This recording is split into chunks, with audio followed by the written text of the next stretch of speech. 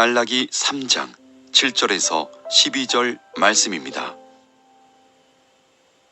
만군의 여호와가 이르노라. 너희 조상들의 날로부터 너희가 나의 규례를 떠나 지키지 아니하였도다. 그런즉 내게로 돌아오라. 그리하면 나도 너희에게로 돌아가리라 하였더니 너희가 이르기를 우리가 어떻게 하여야 돌아가리이까 하는도다. 사람이 어찌 하나님의 것을 도둑질하겠느냐.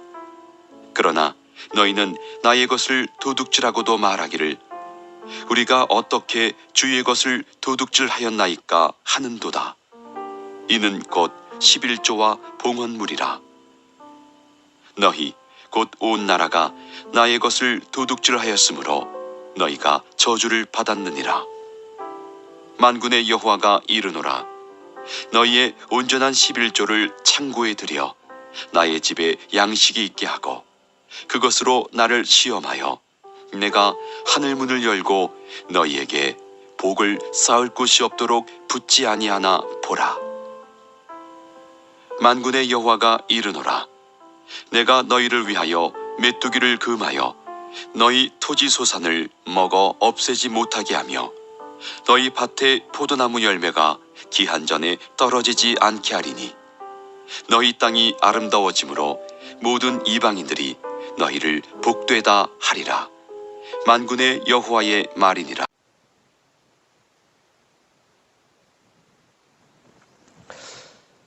오늘 말씀 말라기서 3장 7절에서 12절에 있는 말씀은요, 교회에서 설교를 할 때 약간 부담스러운 주제 중에 하나가 되겠습니다. 왜 그러냐면은 많은 사람들이 이런 내용의 말씀을 이제 듣기 부담스러워하기 때문에 저도 이렇게 설교를 할 때 좀 부담스러울 수가 있는데요. 말라기서에는 그런 내용이 그런 주제가 몇 가지가 기록이 되어 있습니다. 회개에 대한 그러한 내용도 있고요. 또 헌금에 대한 이런 내용들이 있는데, 오늘 말씀은 이제 헌금에 대한 내용이 되겠습니다. 근데 이 헌금에 대한 내용이 교회에서 또 말하기 약간 부담스러운 게, 또 헌금에 대해서 설교를 하고 또 가르치고 하면은 또 돈 얘기한다라고 생각을 하시는 분들이 계셔가지고 이것이 부담스러울 수가 있지만은, 하지만 헌금은 참 무척이나 중요합니다. 예배의 한 부분이 되고요, 우리가 반드시 알아야 되는 부분이 되겠는데, 그래서 오늘은 11조와 헌금에 대해서 말씀을 나누도록 하겠습니다.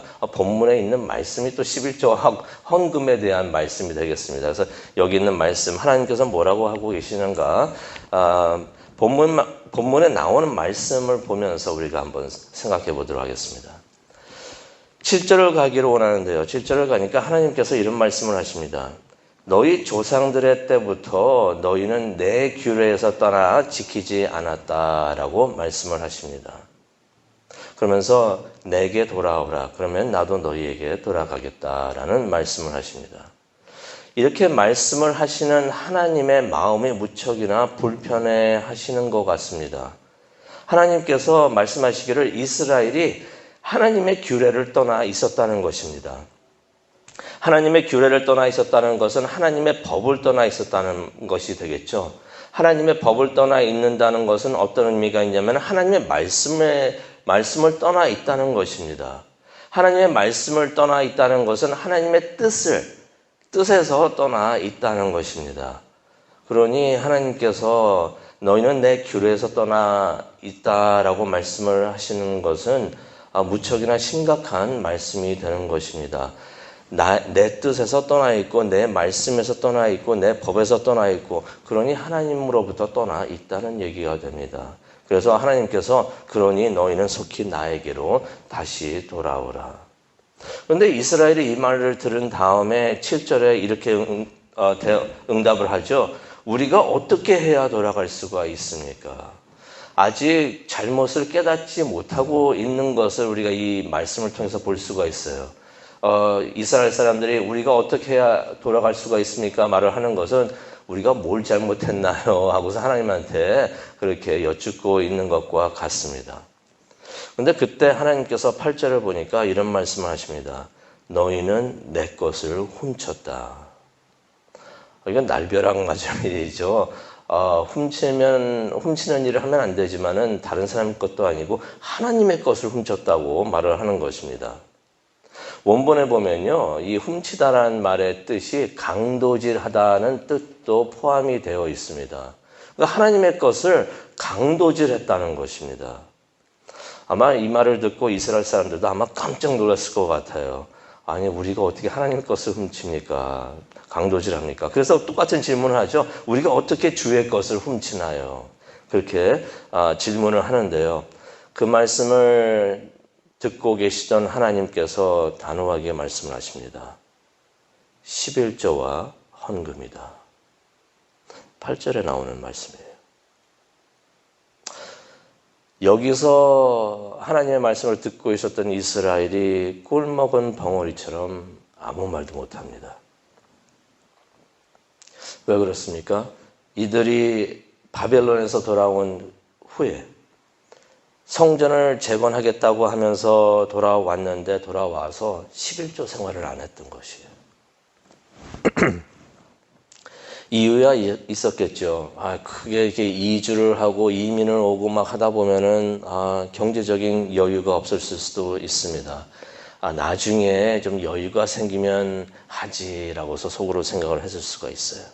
지금은 좀 힘들어서 이거 좀 하기 힘들다. 근데 이 문제가요, 닭이 먼저냐 달걀이 먼저냐 하는 문제가 될 수가 있습니다.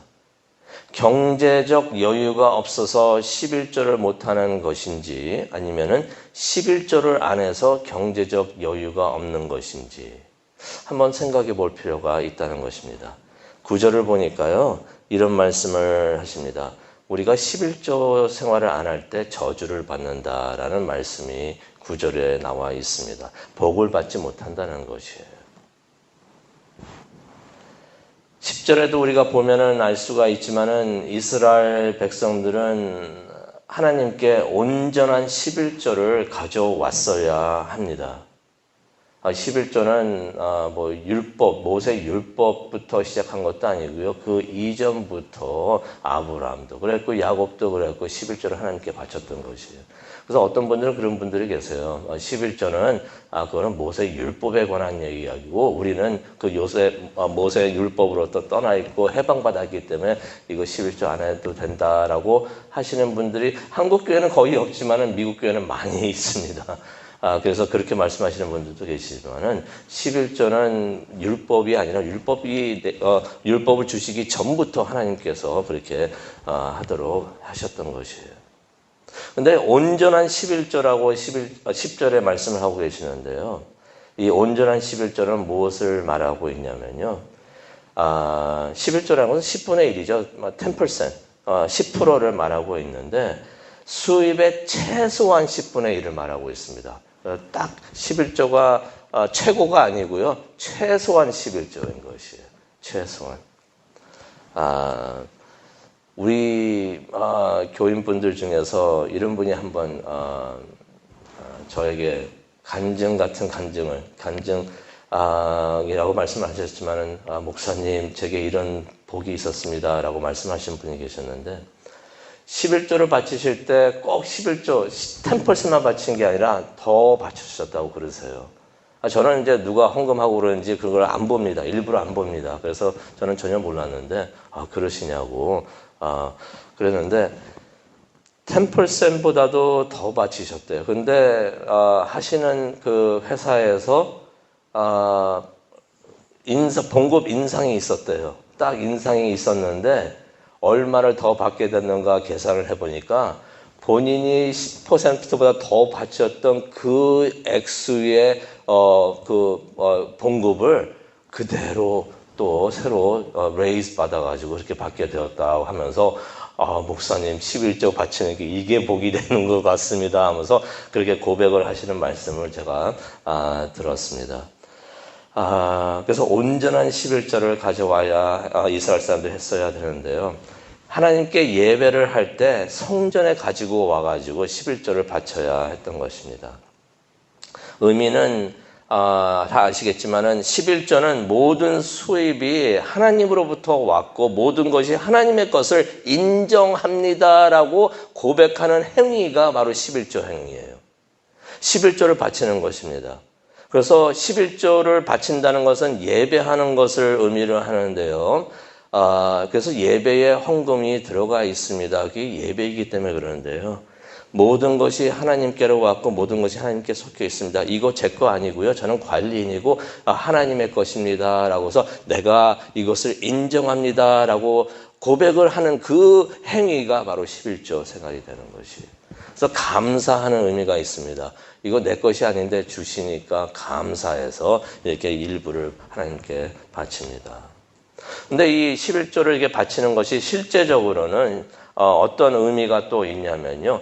11조를 통해서 성전에서 섬기는 사람들이 있습니다. 레위인들하고 제사장들. 이 사람들은 다른 사업을 할 수가 없었고 하지도 못하고 그러기 때문에 11조를 바쳤을 때 하나님께서 그 11조를 통해서 레위인들하고 제사장들을 그분들에게 이제 수입이 될 수 있도록 하나님께서 그렇게 주셨던 것이에요. 그래서 그분들을 위한 그분들이 현실적으로 사역을 할 수 있도록 그렇게 하게 했던 것이 바로 11조였던 것입니다. 그런데 이 사람들이 돌아와가지고 뭐 개인적으로 이유는 많이 있었겠지만 11조 생활을 하지 않았던 것이 11조를 바치지 않았던 것입니다. 그렇게 되니까 어떤 일이 생겼겠습니까? 제사장들하고 레위인들에게 수입이 없어지는 것이에요. 그렇게 되면 이 사람들이 어떻게 했어야 됐을까요? 굶어 죽을 수는 없잖아요.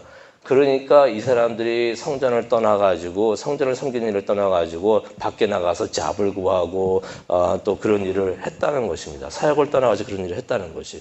그렇게 되니까 성전 사역이 예배 사역이 무너지고 있는 그러한 결과를 초래를 했다는 것입니다. 그런 일이 그때 이루어지고 있었던 것이에요. 그래서 10절에 보니까 하나님께서 이런 말씀을 하십니다. 온전한 11절을 가져오라. 그러면서 뭐라고 말씀하시냐면요. 그럼 내가 하늘문을 열어가지고 너희에게 복을 쏟아 부어주겠다. 이거 굉장한 축복의 말씀입니다. 11조를 가져와 봐라. 그러면은 나를 믿고 가져오면 내가 너희에게 하늘 축복의 문을 열어가지고 그냥 조금 주겠다라고 말씀하신 것도 아니고요. 그냥 쏟아 부어주시겠다고.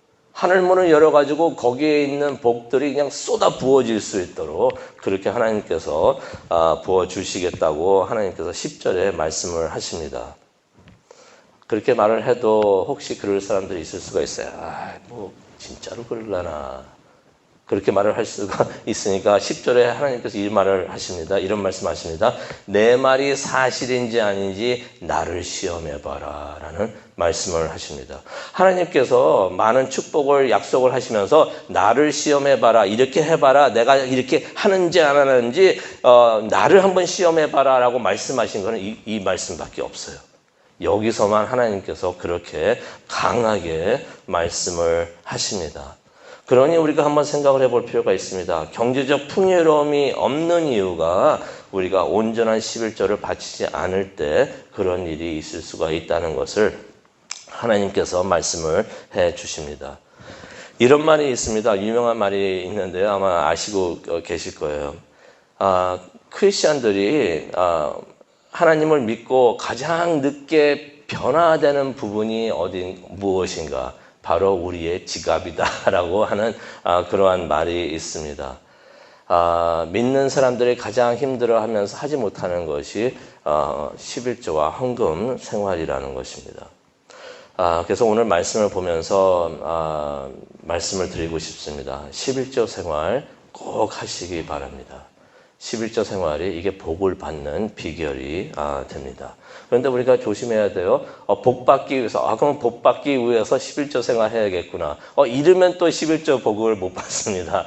복을 받기 위해서 11조 하는 것은 하나님께서 우리의 마음을 보시기 때문에 그러면은 또 안 되는 것이에요. 그래서 11조 생활하고 헌금 생활할 때 우리가 어떤 마음으로 해야 되는가? 복 받기 위해서가 아니라 감사해서 하나님께 바쳐야 되는 줄로 믿습니다.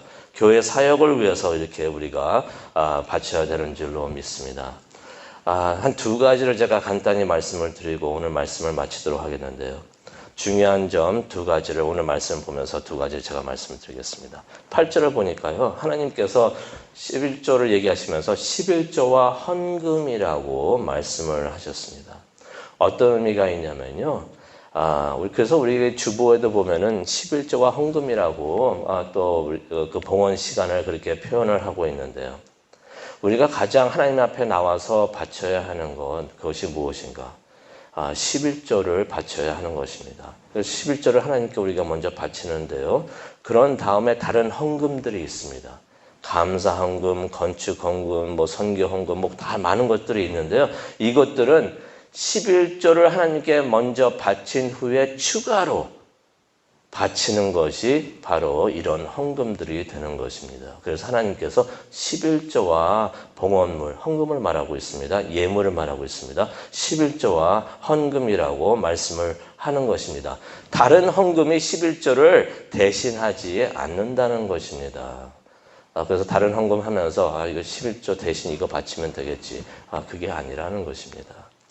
그리고 10절을 보게 되면은 11조를 창고에 가져오라는 말씀을 하십니다. 여기서 말하는 창고는 어떤 창고를 의미를 하냐면요. 성전에 보면은 창고가 있었습니다. 그래서 예배를 하러 오는 사람들이 이제 11조를 가져오면은 그 11조를 그런 것들을 이제 가축이나 그런 것들을 이제 다 창고에다가 넣어 두어야 그렇게 넣어 두었던 것입니다. 가끔 이런 질문을 제가 받습니다. 목사님 11조를 바쳐야 하는데 11조를 어디에다가 바쳐야 합니까? 라는 질문을 받을 때가 있는데요. 그런 솔직히 성경에서 보게 되면은 11조를 어디다 바치라는 그런 말씀은 없어요. 하지만 이 말씀을 보게 되면은 우리가 한 가지 깨달을 수가 있는데요. 11조는 우리가 어디에 바쳐야 하는가? 우리가 예배하고 있는 바로 그 교회에 11조를 바치는 것이 맞다는 것을 우리가 이 말씀을 통해서 볼 수가 있습니다. 다른 헌금이나 기부하는 것들, 그것들은 다른 곳에 보내도 괜찮아요. 하지만은 11조는 본인이 예배하는 곳에 가져와서 예배를 하면서 하나님께 바치는 것이 맞겠구나 하는 것을 오늘 말씀을 보면서 생각을 해봅니다. 오늘 이 말씀을 보면서 이제 기도하는 시간을 우리가 갖기를 원하는데요. 우리가 11조와 헌금 생활을 하기를 원합니다. 올바른 11조와 헌금 생활. 이것이 지금 이미 다 하고 계시는 줄로 믿습니다. 그런데 우리가 계속 이것을 함으로써 이게 하는 것이 하나님을 기쁘게 하시는 것이구나. 하나님이 좋아하시는 것이구나. 이것을 깨닫기를 원합니다. 그리고 꼭 복을 받기 위해서 하는 것이 아니지만 감사해서 하는 것이지만 이렇게 할 때 우리가 또 복을 받는 그렇게 하나님께서 보장해 주시는 복이 있구나라는 것을 생각을 하면서 헌금하면 11조 하면은 내가 손해보겠지라고 생각하지 않고 올바른 헌금, 온전한 11조와 헌금을 하나님께 바쳐서 하나님을 예배하고 기쁘게 해드리는 우리 모두가 되고 또 시원성결교회의 모든 성도님이 되시기를 간절히 축원합니다. 기도하시겠습니다. 하나님, 우리가 들어야 되는 하나님의 말씀을 우리 오늘 이 아침 전해주시니 감사합니다. 우리가 모든 부분에서 하나님께 바치고 헌신을 하지만은 우리의 지갑도 하나님께 바치면서 헌신할 수 있는 우리 모두가 될 수 있도록 하나님 인도하여 주시옵소서. 그렇게 하나님을 예배하고 섬기고 헌신하는 우리 모두가 될 수 있도록 하나님 인도하여 주옵소서. 하나님을 기쁘게 해드리는 하나님의 자녀가 될 수 있도록 하나님 인도하여 주시옵소서. 그것을 위해서 기도하는 시간을 갖도록 하겠습니다. 이 시간 오셔서 우리를 인도하여 주옵소서. 감사합니다. 예수님의 이름으로 기도합니다. 아멘.